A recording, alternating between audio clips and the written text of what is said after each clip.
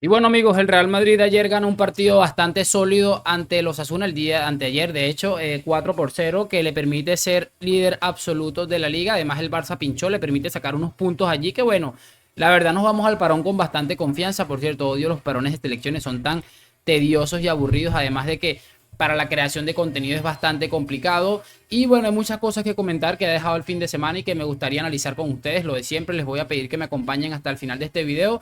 Porque les digo, bien, vamos al parón con confianza, pero se viene un calendario bastante importante, así que lo que hay que estar es atentos y que el Real Madrid vuelva bien, pero sobre todo que los internacionales no tengan mayor percance con sus selecciones y puedan volver en plena forma para disputar este trámite de la temporada que va a ser tan importante. Después del parón anterior, el Madrid vino y lo hizo bastante bien, salvo ese tema con el Atlético de Madrid, creo que estuvimos bastante bien. Y nada, vamos a comentar lo que les traigo para el día de hoy, así que arrancamos.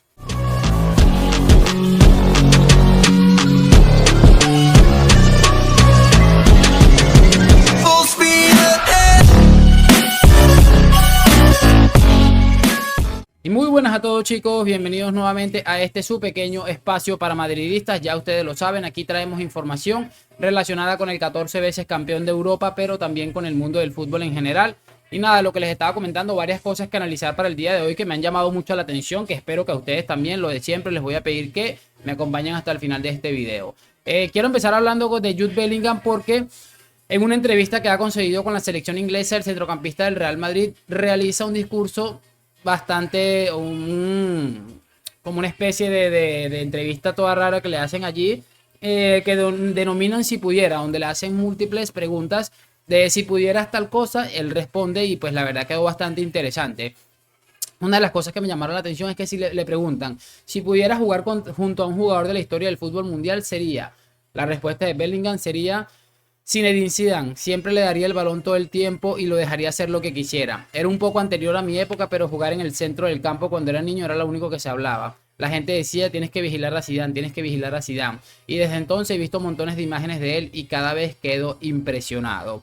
Bueno, no solamente cargar el 5 en la espalda Bellingham, y sobre todo también esa forma de jugar, esa posición que tanto nos recuerda seguramente a Zizou, porque bueno, yo vi a Zidane, no lo vi tanto como hubiera querido porque era muy joven realmente, pero los que vieron a Zidane en su plenitud, seguramente en aquella final de la Copa del Mundo que estaba siendo absolutamente brillante, que lo termina de mala manera con aquel cabezazo a Materazzi, recordarán que era un absoluto mago. Y creo que si vamos a comparar o si podemos tener una idea más o menos de quién es Jude Bellingham a día de hoy y a qué podemos hacerle una semejanza, seguramente pensamos todos en Zinedine Zidane, y él mismo lo ha dicho, que si pudiera jugar con cualquier futbolista de la historia del fútbol sería Zinedine Zidane sin lugar a dudas, que parece que le encanta. Muy bien, me pareció llamativo, por eso se los he presentado. Vamos a hablar ahora de Jules Koundé, porque ayer vimos que Koundé, tras una desafortunada acción con su compañero Gavi, que le termina cayendo sobre la rodilla, terminó saliendo del partido con unas molestias físicas. También Lamine Yamal, aunque este parece que tiene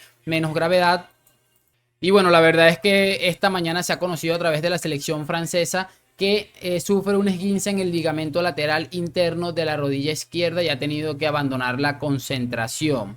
Lo que les decía, después de tener que retirarse en el partido de ayer tras esa desafortunada izquierda en la que Gavi le cae sobre la rodilla, peligra o parece que peligra que Jules Koundé pueda llegar al clásico el próximo 28 de octubre. El Barça tiene un problema ahorita con las lesiones porque junto a lo de Koundé y lo de Lamine Yamal, que no lo sabemos, está Lewandowski, Rafinha, Pedri y De Jong, que bueno, la verdad es que da la sensación de que no van a poder llegar al clásico. Y bueno, pensando en lo que se le viene al Barça, que se le viene la Real Sociedad, se le viene el Real Madrid, se le viene un partido de Champions, pensando un poco en eso, creo que realmente es para preocuparse, aunque Koundé es cierto que estos últimos partidos no ha estado del todo bien. Creo que hay una mala, no sé, una mala organización en la defensa del Barça ahora mismo, que si algo le permitió al Barça ser campeón de liga la temporada pasada fue que recibió pocos goles, aunque yo también le voy a juntar un poco de culpa a esto a que los delanteros de la liga es que son realmente trágicos verlos atacar y sobre todo verlos en el mano a mano.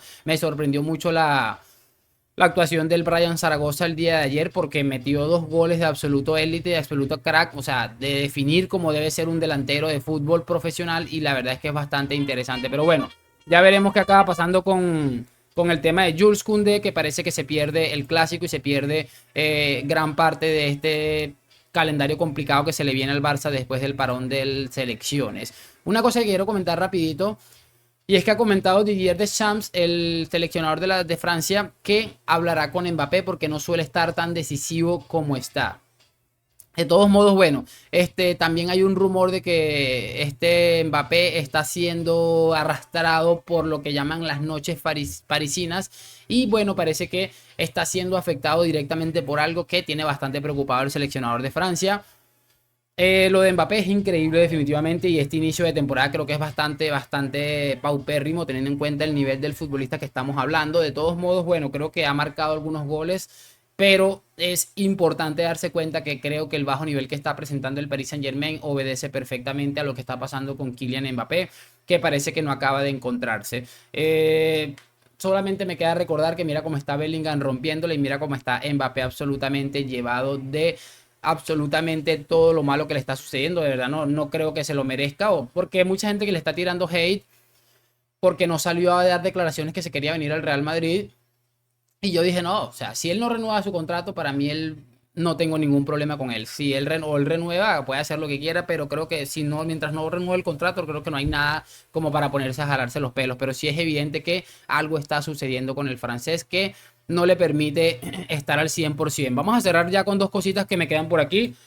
Una de ellos es unos datos que han desvelado un poco lo que ha sido la actuación de Aurelien Tchouaméni de central, que te recordarán todos que ante Osasuna jugó de central debido a la cantidad de bajas que ha tenido el club blanco en esa zona del campo. Otro de los experimentos de Ancelotti, que lo de Camavinga le resultó saliendo bien, pese a que no nos gusta.